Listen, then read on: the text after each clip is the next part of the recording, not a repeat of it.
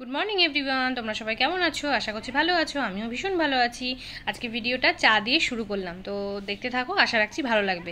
কালকের রাত্রেবেলাতে ছিল ভাত, তার জন্য ভাতগুলো নষ্ট করব, তার জন্য একটুখানি আলু ভেজে নিলাম।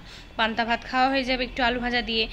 আলুটা ভেজে নেওয়ার পর এদিকে চাল কুমড়োর তরকারিটা বসিয়ে দিলাম, দিয়ে আমি আর মা পান্তা ভাতটা খেয়ে নিলাম। পান্তা ভাত খেতে তো বেশ ভালোই লাগে, কাঁচা লঙ্কা পেঁয়াজ দিয়ে আচারের তেল দিয়ে আলু ভাজা দিয়ে চানাচুর দিয়ে পান্তা ভাতটা খেয়ে নিলাম। দিয়ে পিপিন ফোন করলো, মেয়ে আমার পরোটা খেতে ভালোবাসে। পিপিন যেহেতু সকালে রান্না করেছে, তার জন্য মেয়েকে নিয়ে চলে গেলাম পিপিন বাড়িতে। দিয়ে পিপিন বাড়ি, আমার মেয়ে তো পরোটা বলতে পারে না, বলবে বড়োটা খাবো। তো দিয়ে পিপিন বাড়িতে গিয়ে পরোটা খেয়ে এলো। তারপরে আজকে রান্না করব ডিমের অমলেট করে ঝোল।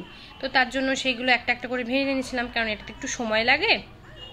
একটা একটা করে সুন্দর করে ডিমগুলোকে এপিট ওপিট করে ভালো করে ভেজে নিয়েছিলাম। দিয়ে আলুগুলোকে ভেজে নিয়ে এতে পেঁয়াজ বাটা, আদা বাটা, রসুন বাটা, একটু মিট মশলা, টমেটো, কাঁচা লঙ্কা, একটু জিরে ফোড়ন দিয়েছিলাম। দিয়ে সুন্দর করে মশলাটাকে কষিয়ে নিয়ে তারপরে যেমন করে আর কি করে ঝোল দিয়ে দিয়ে ফুটতে দিয়ে। তো দেখো আমি আবার এদিকে চা বসিয়ে দিয়েছিলাম, চা হয়েও গেল। দিয়ে চলে এলাম পিসেমশাইকে আর বাপিকে। আমাদের বাড়িতে চা অনেকবার হয়, আমরা খেতেও ভালোবাসি, করতেও ভালোবাসি। তো তারপরে মেয়েকে স্নান করাতে নিয়ে যাব বলে রেডি করে দিলাম। তারপর মেয়েকে স্নান করাতে নিয়ে গেলাম। এই ফাঁকে আমার ডিমের ঝোলটায় জল দিয়ে দিয়েছিলাম আলুগুলো সিদ্ধ হতে। এই করতে করতে আলুগুলো সিদ্ধ হয়ে গেল। তারপরে ডিম যে ভেজে রেখেছিলাম সেই ভাজা ডিমগুলো দিয়ে দিলাম। একটুখানি ফুটিয়ে নিয়ে নাড়াচাড়া করে নামিয়ে নেব।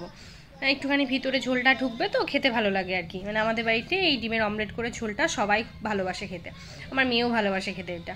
তো এটা সুন্দর করে রান্না করে ফেললাম। ততক্ষণে আমার মেয়েকে স্নান করানো হয়ে গেছিলো। মেয়েকে ফ্রেশ করে নিয়ে চলে এসে ঘরে সুন্দর করে মাথাটা আঁচড়িয়ে দিয়ে জামা টামা পরিয়ে দিয়ে ওকে মোবাইল দিয়ে একটু বসিয়েছিলাম, কারণ নাহলে আমাকে কাজ করতে দিবে না। দিয়ে তারপরে ডালটাও করে নিলাম। তারপরে এসে দেখি আমার মেয়ের আর এক কাণ্ড, রান্নাঘর থেকে সব বাসন কোসন নিয়ে এসছে। ও নাকি এখন চিকেন রান্না করবে। চিকেন তো মুখ দেওয়া আছে না, চিকেন রান্না করবে।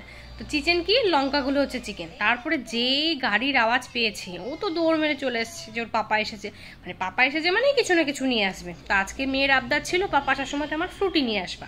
তো পাপা মেয়ের কথা মতন ফ্রুটি নিয়ে এসছে, আর আমিও দাঁড়িয়ে দাঁড়িয়ে একটু দিদিভাইদের সাথে জেঠিমার সাথে একটু গল্প করে নিলাম। তারপরে দুপুরবেলাতে খাবারটা কমপ্লিট করে ফেললাম। আজকে তো বলেই দিলাম কি রান্না করেছিলাম। তো দুপুরে খাওয়া কমপ্লিট করে একটুখানি রেস্ট নিয়ে বিকাল হতে না হতে মেয়ে আমি বেরিয়ে পড়লাম। কারণ তোমরা তো সবাই জানো আজকে শ্রাবণ মাসের শেষ সোমবার। তো গতকাল ছিল রবিবার দিন। আমাদের এখানে মানে বহরমপুর দিয়ে সাগরপাড়াতে তো সবাই জল ঢালতে যায়। তো সেইগুলো দেখতেই আমরা চলে গেছিলাম। আমি তো ছোটোবেলা থেকেই দেখে আসছি, কারণ এখানেই আমার বাবার বাড়ি, এখানেই আমার শ্বশুর বাড়ি। তো তার জন্য ওখানেই চলে গেলাম। গিয়ে তারপরে ওখানে অনেকক্ষণ আমরা সময় কাটিয়েছি। আমরা গেছিলাম মোটামুটি 4:30 দিক করে, বাড়ি এসেছি প্রায় 8:10-15। আমার মেয়ে তো আসতে চাইছিল না, তাকে তো জোর জবস্তি করে আনা হয়েছে। আর আমার মেয়ের তো ওখানে গিয়ে লাভই হয়েছে। আর সন্ধ্যের টিফিন আমার মেয়ের তো জমেই গেছে। যে আসছে সেই চকলেট দিচ্ছে, ফ্রুটি দিচ্ছে, লিচি ড্রিঙ্ক দিচ্ছে। তো দেখো তোমরা ভিডিওটা বুঝতে পারবে, ও তো ভীষণ আনন্দ পেয়েছে। হ্যাঁ, মানে খুবই আনন্দ করেছিল। গান বাজছিল, সেই গানে ও সুন্দর সুন্দর করে নাচ করছিল। আর সবাই বলে বাবা বলতে বলতে যাচ্ছিল। আমাদের দেখতে তো ভালোই লাগছিল, খুবই সুন্দর লাগছিল। আমাদেরও ইচ্ছা করে যে এরকমভাবে আমরা যাব, কিন্তু মনের জোর খুব একটা পাই না, যদি না পারি।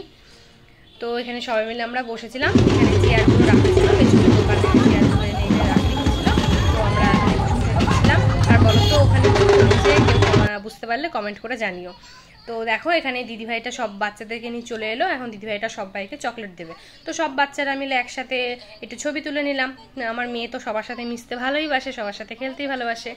আর ওর তো রিদ্দাদাকে পেয়ে গেছে, রিদ্দাদা তার পুনুকে পেয়ে গেছে। দিয়ে দেখো সবাই মিলে এখানে সবাইকে চকলেট দিচ্ছিল।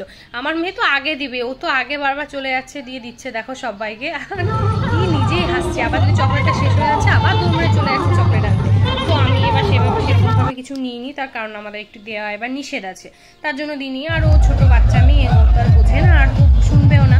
তো তার জন্য ওখান থেকে নিয়ে সবাইকে চকলেট দিয়েছিল। আর পাশে দেখো ওই দিদিভাইটা, ওরাও প্রচুর চকলেট, প্রচুর ফ্রুটি রেখেছিল। ফ্রুটি দিতে গিয়ে তো আর মানে আমাদের হাসতে হাসতে পেটে ব্যথা হয়ে গেছে। আর একটা দেখো নতুন জিনিস দেখলাম, কেউ কি তোমরা দেখেছো? জানলে কমেন্ট করে জানিও।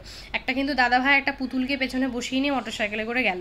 তারপর দেখো একটা দাদাভাই এসে আমার মেয়েকে একটা ললিপপ দিয়ে দিল। ও ললিপপটা পেয়ে তো ভীষণ খুশি। তারপরে একজন লাড্ডু দিয়েছিল, একটা চিড়ে ভাজা দিয়েছিল, তারপরে একটা দেখলাম শিব ঠাকুর যাচ্ছিলো, তো তার সাথে আমার মেয়ে তো বিশাল ভয় পেলো বলে গেলই না ছবি তুলতে। তারপর আমরা একটা দারুণ জিনিস দেখলাম, দেখো কত বড় শিব ঠাকুরের মূর্তি। এটা দেখে তো আমাদের একদম মানে মন প্রাণ জুড়িয়ে গেল। এতক্ষণ বসে থাকা মনে হলো যেন আমাদের সার্থক।